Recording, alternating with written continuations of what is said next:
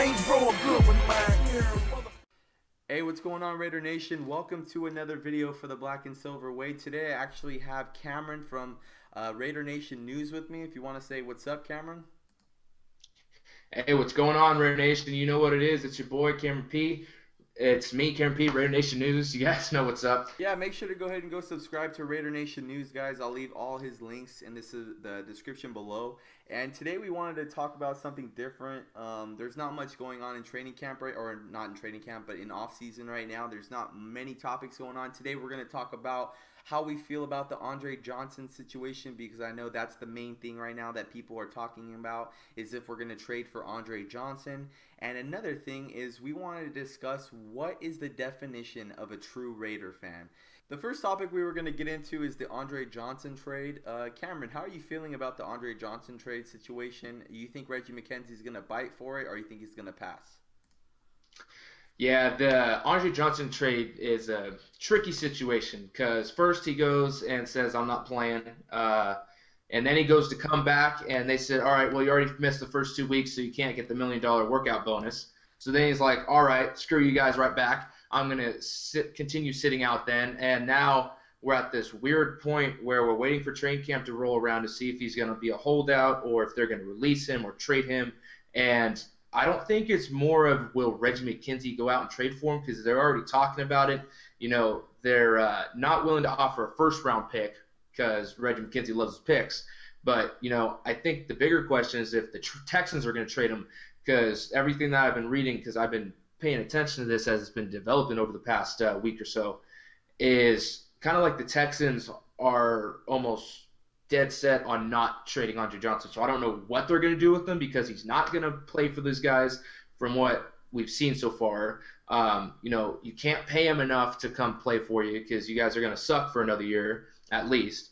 And if you're going to trade him, you know, they want way too much. So I don't know what their plan is with Andre Johnson, but if they do, I believe the Raiders would be the best situation for him to go to. And the thing that I have to bring in is last season we all seen when Andre Johnson walked off the field and Matt Schaub and him literally were about to get into a fight. Matt Schaub and Andre Johnson have been a duo for what, over 6 years now in Texas, and they've been They've been rocking it for a while. It's kind of been like a LeBron James and Dwayne Wade kind of situation. They're kind of the same thing, but for the NFL. And the reason why they say Matt Schaub has been so successful is because he's had solid tight ends and he's had Andre Johnson. And the thing that I could, you know, say is the bad blood there, you know, because even though Oakland would sound appealing to Andre Johnson, California, we got new front office, we've made all the right moves this offseason, would Andre Johnson be able to get over the bad blood with Matt Schaub? Yeah, I think they probably could. I don't think it would be a huge deal. I think it was more Andre Johnson than it was a Schaub thing. You know, of course, you know, everyone remembers Schaub walking off, or excuse me, Johnson walking off the field, giving up on the game. There was still over a minute left in the game, so to see a guy do that is concerning. But you can't downplay this guy's talent. He's got great hands. He runs really crisp routes. He's got good speed, even though he's still a little older. Still got some good speed. So this would definitely be a huge upgrade. It would turn our wide receiver core into one of the deepest and most feared from what it is now, where it's kind of mediocre. Yeah, definitely. You know, it really is true, guys. We do kind of have a mediocre wide receiver core. I know we have a lot of guys that have potential, and we've seen the potential last season, but it's not proven yet to be a consistent, like, wide receiver core, because we saw Andre Johnson. We saw Andre Holmes last year, and he had a nice, you know, couple plays, a good solid like 5 to 10 plays. And then we've seen Rod Streater on his second year in the NFL with the consistency, and I would say, honestly, maybe the best thing that we have on the wide receiver core is Rod Streater. We don't know what James Jones is going to do. He's had Aaron Rodgers behind him, the best quarterback almost in the NFL, and now he's going to a quarterback situation that might be a little sticky, guys. So I don't know if he's going to be shiny either. I'm hoping he does. Of course we do. And I know that he has the potential to be. But if we could have a proven top 3 wide receiver, because in my opinion, Calvin Johnson, Andre Johnson, and who's the other third? Des Bryant. Honestly, those three right there, does it sound about right? Best in the NFL? Am I missing someone? I know there's a couple like AJ Green, but who else do you think would be a top three, a top five? That sounds about right. You mentioned AJ Green. Um, those are kind of all the big names. Maybe some of those Falcons guys, Julio Jones and Roddy White. Yeah, yeah, exactly. They have a nice little duo over there as well. But yeah, I'd really like to see Andre Johnson be a part of the Raider Nation. He would look awesome in the Raider uniform. And then if him and Schaub can get back to the duo they used to be, and now Andre Johnson at the peak at 33 years old, guys, he's hungry for a championship. And there's teams out there, and when you get into past your 32, 31 range, you're considered an ancient artifact in the NFL. So, we have a few of those on our team, guys, and we have a lot of players that have chips on their shoulder, and Andre Johnson has a really big chip on his shoulder, and that's to get a Super Bowl ring. And they're saying that Justin Tuck, Lamar Woodley, they all kind of have that same mentality, and I know that he's heard everything we've done, and he hears what the Raiders have pulled in, and then he sees Matt Schaub, and the same thing. He's an ancient artifact, too. He's almost, what is he, the same age, 33, right? I believe he's 34, yeah. 34, there you go. So Andre Johnson could be a good possibility, guys, and you're right. It does sound if the cards match up, guys, I think that Reggie McKenzie might be able to bring him in, but I just know that Andre Johnson's done with the Texans organization. He's not having Ryan Fitzpatrick as his quarterback this year, and they didn't even really draft well, in my opinion. They really didn't do. They should have went for a quarterback. Honestly, they really should have went. Yeah, not to get too off topic, but the wide receiver situation that we were talking about, we don't really know if any of these guys are really great or good yet because they haven't had a good or even decent quarterback thrown to them. So as soon as we actually see if Schaub's back to form, even if he's not, we bring in Carr. Then we know we have a decent quarterback actually thrown to our receivers, and we can tell if they're legitimate or not. And the last question that I have for you, Cameron, is what is your definition of a true Raider fan?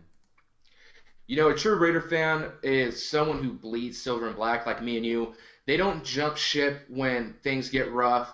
They don't show their colors when the team gets good, but the rest of the time they have their stuff and their gear hidden away in the closet and whatnot. True Raider fans are proud to be a part of the Raider Nation, not Raiders Nation, as I've seen a lot of people say, which is really irritating. It's the Raider Nation, and you guys can always remember that because I'm Raider Nation News. Anyways, true Raider fans are diehard, love their team no matter what. It's your team. I don't get this with people, I like this team because they're winning, or I like this team because of their colors or something stupid like that. Your team should be your team. Primarily it's whatever area you're from, or, your parents grew up a certain fan of that team, and so then you're a fan of that team. Stick with your team, man. True Raider fans know the history of the Raiders. They know what being a part of the Raider Nation's all about. There's things that I've heard, some Raider fans say that, I like the Raiders, but they really suck. So I don't really watch the games, or I don't really, I kind of tune out when they're doing bad or things like that. Day in and day out, you got to be a fucking diehard Raider fan. The Raider Nation has one of the most diehard fan bases in the National Football League or in sports. I'm actually reading Tim Brown's book. It's called The Making of a Man, and he talks specifically about his time in the NFL leading up to that Super Bowl getting sabotaged. And he was talking about, how he would love to play for the most rowdiest fans in the world. And he talks specifically about the black hole, and just talks about the mystique of the Raiders and, growing up in the franchise with Al Davis and watching the rise and demise, sadly, of Al Davis, and having the belief in him and having the rich tradition. The Raiders have probably one of the most mystique and rich traditions in all of sports, and to be able to hold it down for that franchise, you gotta be a diehard, and you gotta know what you're talking about. You gotta be repping it day in and day out, and you can never, ever, in my opinion, you cannot even watch another fucking football game.